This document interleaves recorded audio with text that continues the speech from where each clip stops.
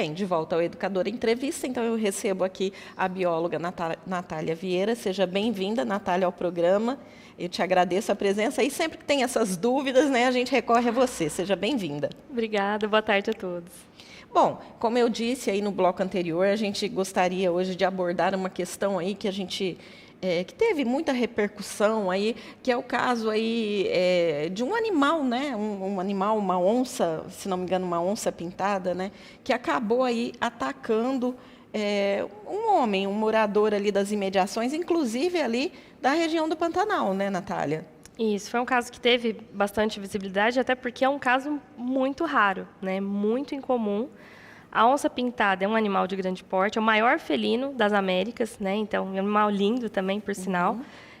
Mas, com o passar das últimas décadas, todo o processo de degradação, né? A expansão das áreas de agricultura, a redução das matas, a gente teve uma diminuição muito grande desses animais, principalmente aqui na América do Sul. No Brasil, região sudeste, nordeste, sul, quase não tem mais, né?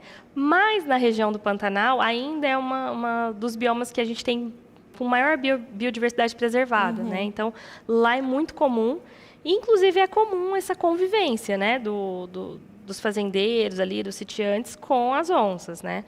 O que aconteceu nesse caso específico foi um caso raro que ela matou e comeu, né? Então... Cogitou-se aí, né, o fato de que talvez eles estivessem ali alimentando o bicho para que ele ficasse ali nas imediações, de repente até para utilizar como forma de atração ali para o local, mas acredito que isso não deva proceder, né? Eu descartaria essa hipótese, assim. Os especialistas, não sou bióloga, mas não sou especialista em felinos, né? Mas acompanhei aí alguns biólogos especialistas na área comentando o caso. E a questão é que o animal foi capturado 3 dias depois e ele estava num estado de desnutrição, né? Também desidratado, né? Então, esse é o maior indício de que esse animal específico estivesse ali passando fome, né?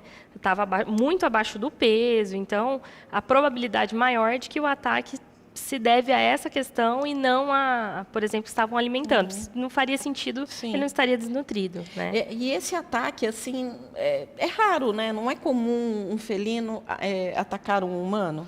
Não é comum. O humano, ele representa uma ameaça para o felino, então a tendência é que eles corram, né? Então, se vê um animal desse, a primeira reação dele é correr. Se ele tem um filhote, ou se ele está numa situação que ele acha que vai ser atacado de alguma forma, ele pode atacar em defesa, né?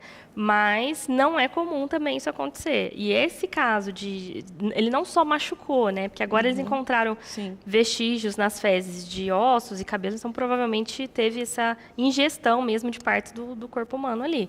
Isso é extremamente raro mesmo, né? Muito incomum.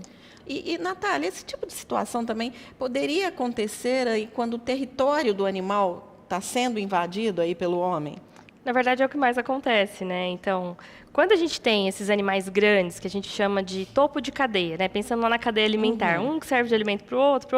Topo de cadeia é esse animal que não tem predador. Ele é o último predador ali. Geralmente são animais grandes e que precisam de um grande espaço de sobrevivência, né? Então, a onça ela anda muitos quilômetros por dia. Ela precisa de um espaço grande. Quando você tem uma região, né, que fica alguns fragmentos de mata e que aí, por exemplo, as fazendas, ou a pecuária, ou a agricultura vai predominando ali, você vai reduzindo esses espaços onde o animal vive, onde ele acaba saindo e muitas vezes causa problema para fazendeiros, né? Principalmente quem tem criação de gado, né? Com certeza. Porque está atacando o rebanho e tal. Mas por quê? Porque, na verdade, esse habitat foi reduzido. E aí uma coisa que é importante, quando eu dava aula de biologia, ensinava muito, né? Cada ser vivo importa, né? A gente conversando aqui no intervalo. O ser humano tem mania de achar que a nossa moral é aplicável ao mundo animal, né? E não é. Então, essa coisa da gente torcer sempre para a presa, né? Tá lá a onça correndo atrás da capivara. Todo mundo fica com dó da capivara e torce para ela escapar. É natural, a gente tem essa coisa humana. Só que, para o equilíbrio da natureza, isso é super importante, né? Essa alimentação da onça ela é importante. É a cadeia alimentar que a gente falou, isso. né? E dentro da teia alimentar, que aí é o conceito que vai envolver várias espécies, para manter o equilíbrio, a gente tem que ter esses predadores grandes, porque senão a gente começa a ter... Vamos supor que a gente mata todas as onças de uma região porque elas estão atacando. Aí você começa a ter superpopulação daqueles animais que ela faria o controle. Não é que ela vai comer todos, mas ela vai comer alguns, geralmente os mais fracos, ou os mais jovens, ou os mais velhos, né, daquela comunidade de uma espécie, e isso faz um controle biológico. Então, por exemplo, a capivara, né, que eu citei aqui. A capivara, ela tem uma reprodução rápida, né, faz uma superpopulação fácil, se não tiver um predador ali para fazer esse controle, né? Então, todo ser vivo, toda espécie, para o equilíbrio da natureza no planeta como um todo, ele é importante. Então, quando a gente começa a avançar e a perder esses grandes animais, pode ter certeza que a gente vai ter esse efeito em cascata aí que vai, ao longo da cadeia alimentar, vai chegando em outras espécies e causando outros desequilíbrios que também vão afetar a nossa vida de alguma forma. Né? Sim. E, bom, no caso que a gente está referindo aí dessa onça pintada, ela está sendo cuidada, né? E, aparentemente, ela está estável, mas comprovou-se, então, que ela estava debilitada no momento do ataque. Isso. Acho que 3 dias logo após, né, que eles tiveram lá o relato, foram atrás, começaram a seguir. Uns 3 dias depois, conseguiram capturar. Então, ela está num centro de reabilitação animal. Agora ela está estável, mas ela precisou de cuidados, né, de soro, alimentação, porque realmente estava abaixo do peso, numa situação muito debilitada. E ela não vai poder retornar para a mesma área, né? Então, já foi definido, ela vai, assim, não sei qual área ainda, mas o ICMBio que vai tomar conta disso, ela vai para alguma área de proteção da espécie, né, que tem algum programa de proteção da espécie da onça pintada e vai ser monitorada por algum tempo ainda para poder garantir que o animal esteja bem, né? Entendi. Natália, há sinais aí que indiquem que um ambiente está sendo frequentado aí por uma onça? Dá para se perceber, tipo, pegada, alguma coisa assim que dá para se prestar atenção? Geralmente as pegadas elas são bem evidentes, né? Porque como é um animal muito pesado, vai ter mais de 100 quilos, então as pegadas geralmente são e as patas são grandes também, né? Então é um dos principais indícios. Mas geralmente ele é um animal que foge do humano. Então assim, se você está num ambiente natural, numa reserva, é mais comum de você ver. Mas ele não é um animal fácil de ver, não. Assim, apesar de ser muito bonita, nem fotografia, a gente adoraria ver, né? Então, e como a pessoa deve agir? Se por um acaso ela está lá numa área rural e se dá de frente ali com uma onça.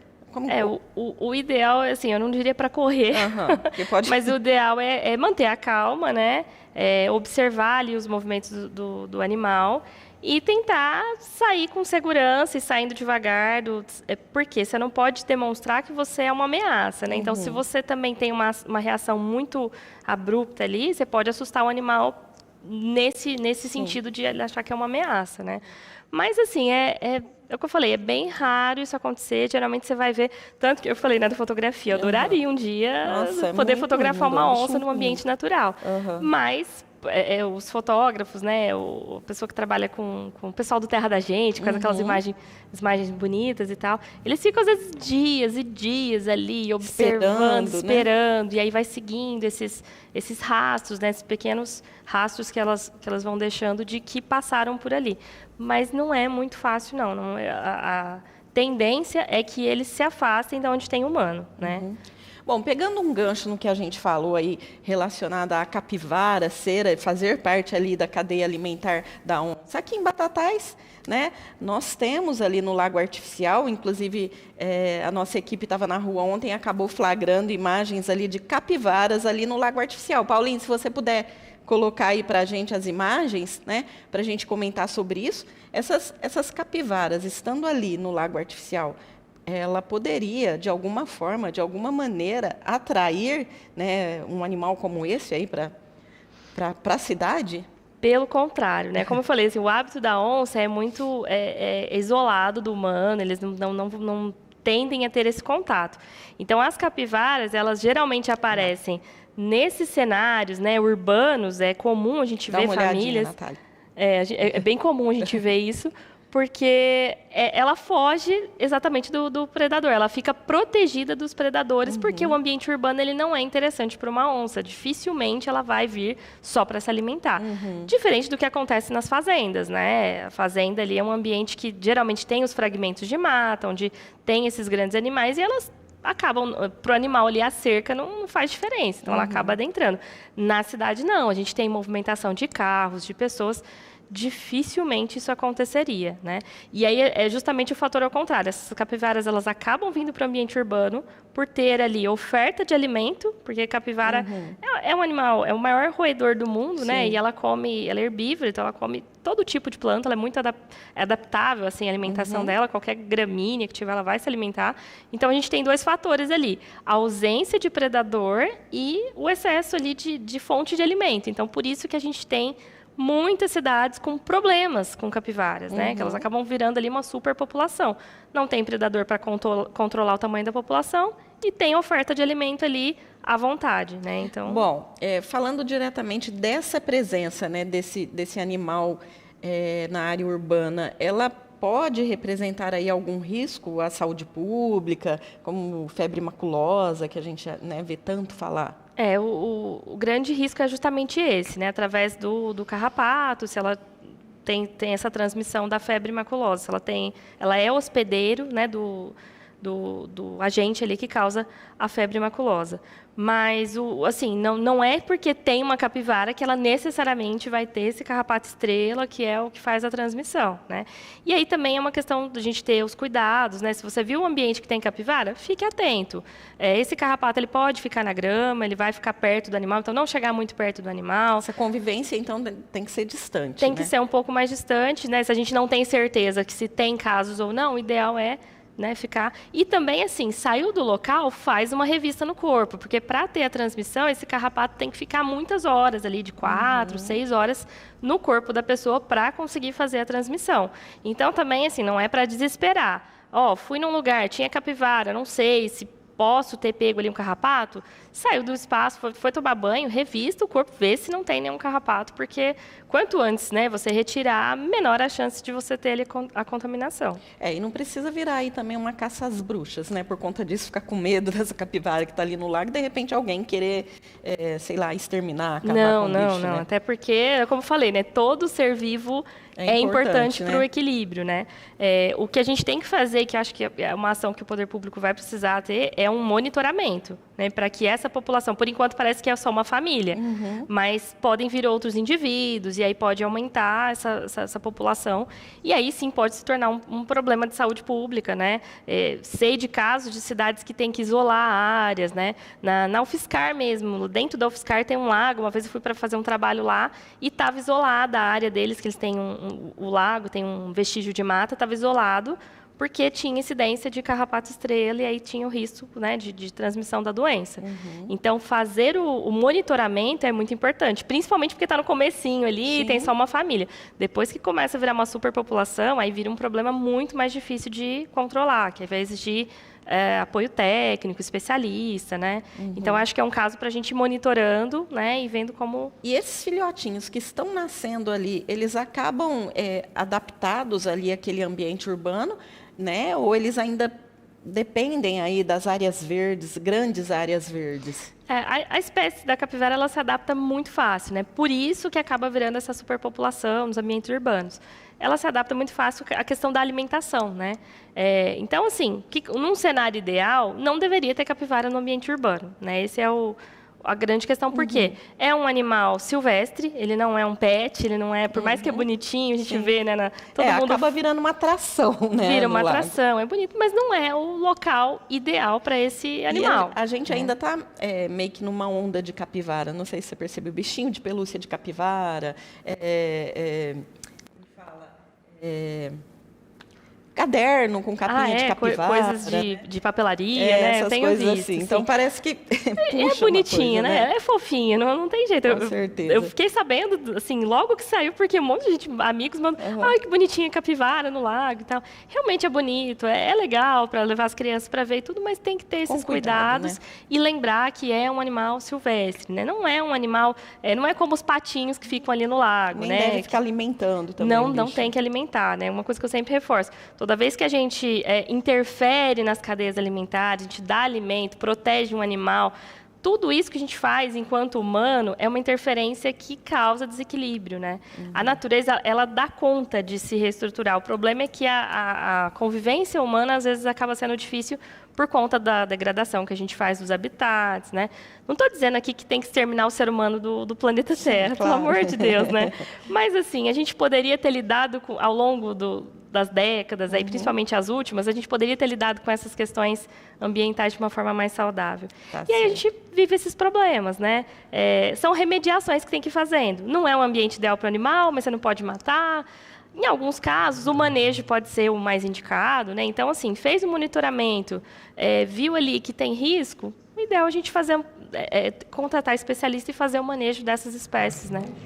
Bom, gente, eu tenho que passar uma informação aí para vocês. A fumaça branca aí saiu da chaminé da Capela Sistina, tá? O sinal foi emitido, né, agora há pouco, o que significa aí que o pontífice foi escolhido aí nessa 5ª votação dos cardeais. Agora os fiéis ficam aí na expectativa do anúncio oficial do Vaticano. Nós também ficamos aí, né, na ansiedade para saber quem será o novo Papa, né? A qualquer momento pode sair aí essa informação e nós estaremos passando para vocês. Então, os fiéis aí já podem comemorar que nós já temos aí um novo dirigente aí da Igreja Católica, tá? Bom, eu continuo aí conversando com a Natália, né? Agora nós vamos falar aí, Natália, do Festival do Amanhã.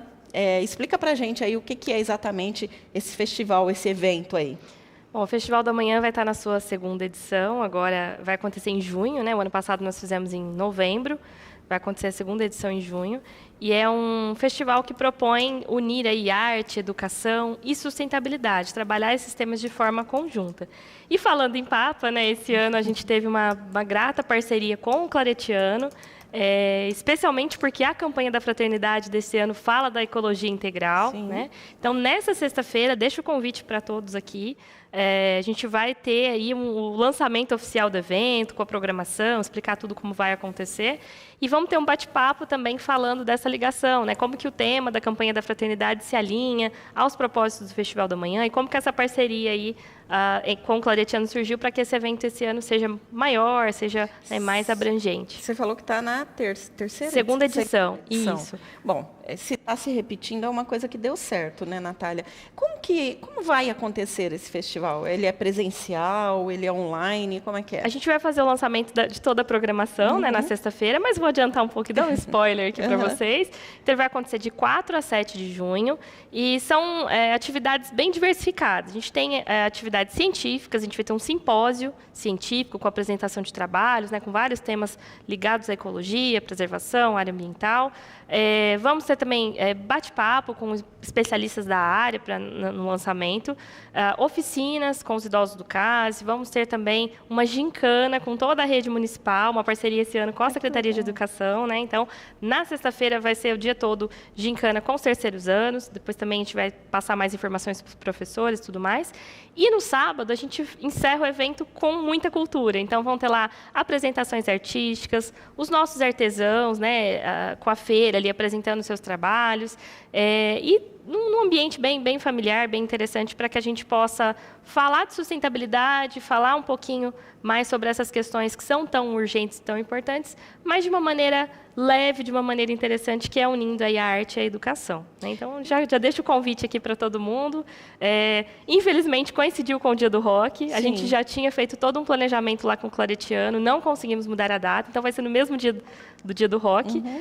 Mas nós ajustamos ali a nossa programação, vai começar às 9 da manhã no sábado e terminar às 2, e às 3 dá para curtir o Dia do Rock também. Então, um evento não atrapalhar o outro. Esse é um dia muito legal, né? Muito movimentado, proveitoso para toda a população e região, e a gente conta muito com a participação de todos. Ô, Nathalie, é muito importante nessas ações aí, para que as pessoas realmente se conscientizem, né, da importância, do risco de não se tratar aí o ambiente como ele deve ser tratado, né? Precisa realmente de muita informação, porque as pessoas acham, não tem problema uma coisinha aqui, não tem problema uma coisinha ali, e não é a realidade. Exatamente. A gente deu exemplo hoje, né? A gente falou do caso da onça, que é um grande animal, que afeta o outro, que afeta o outro. Então, assim, tudo importa, né? E essa falta de conhecimento, eu falo assim, é fruto dessa vida contemporânea agitada, corrida, ninguém tem tempo para se informar, para saber, para fazer escolhas melhores. Eu falo que viver no piloto automático é a pior das coisas que acontece para o ser humano, porque você não consegue ter tempo, não é nem só falta de consciência,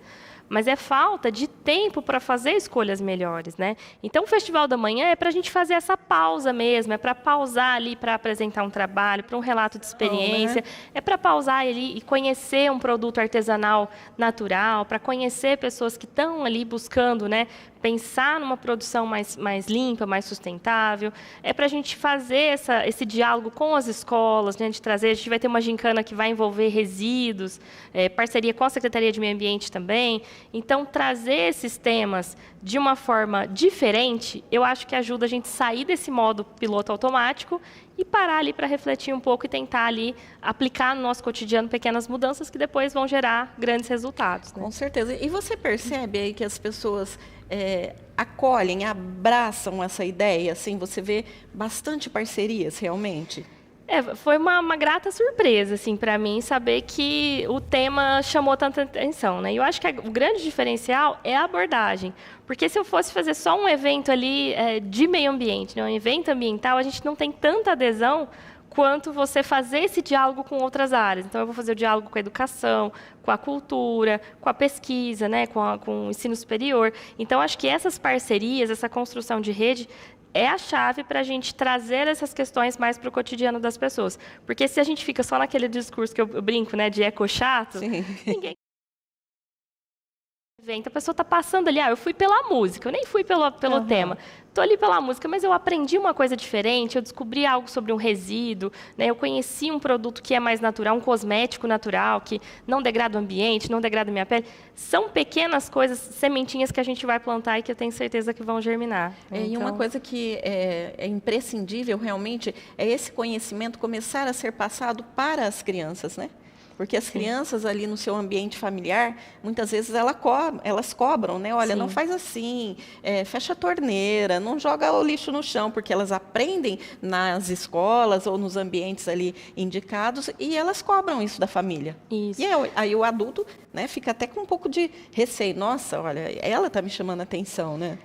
Eu só tenho sempre o cuidado de falar assim, a gente não pode depositar toda a responsabilidade na criança, né? Eu acho que é um trabalho que ele tem que acontecer em paralelo. Ao mesmo tempo que você vai convidar a família, o adulto ali para refletir, para ter uma ação, você tem que trabalhar isso de forma simultânea nas escolas. Por quê? Aí você amplia o resultado do que você está fazendo. Porque o adulto, a gente sabe que ele é teimoso, ele é difícil de mudar os hábitos e tal.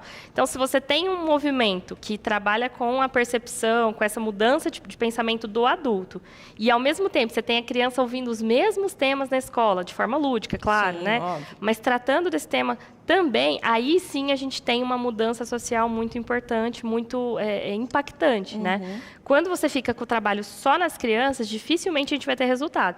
E eu falo isso porque desde a época que eu sou criança, eu tinha educação ambiental na escola. E poucas pessoas trabalham como eu nessa área, militam, são ativistas. Pouquíssimas, né? Pessoas que estudaram comigo, muitas escolas que eu passei, pouquíssimas estão militando ou atuando nessa área. Então, assim, se tivesse que dar um resultado, né, se só a educação ambiental para crianças desse resultado, a gente estaria com uma sociedade diferente agora.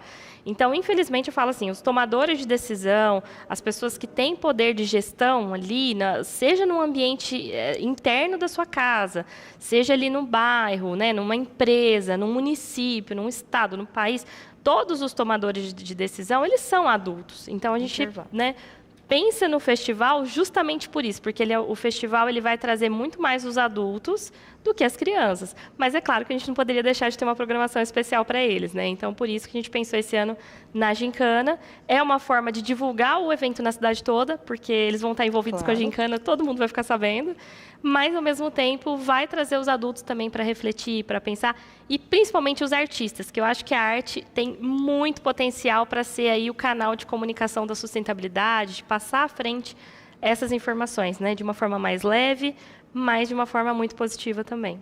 Tá certo. Bom, e nós aqui da TV Educadora, né, estamos aí de portas abertas para divulgar ações como essas, que a gente sabe que é muito importante. Nós estaremos falando mais sobre esse assunto até o dia, né, de acontecer o evento mesmo. Então, eu agradeço muito a sua presença, eu agradeço muito você ter vindo aqui para a gente falar aí sobre esses assuntos do dia a dia que estão acontecendo, para abrir realmente, né, e trazer informações para as pessoas. Então, Natália, muito obrigada, gratidão mesmo, e a gente vai se falando aí sobre esse Festival do Amanhã aí que é tão importante. Eu que agradeço, né? E espero voltar mais vezes com mais programação aí do festival para todo mundo ficar aí atento e participar com a gente, que vai ser muito legal. Com certeza. Obrigada.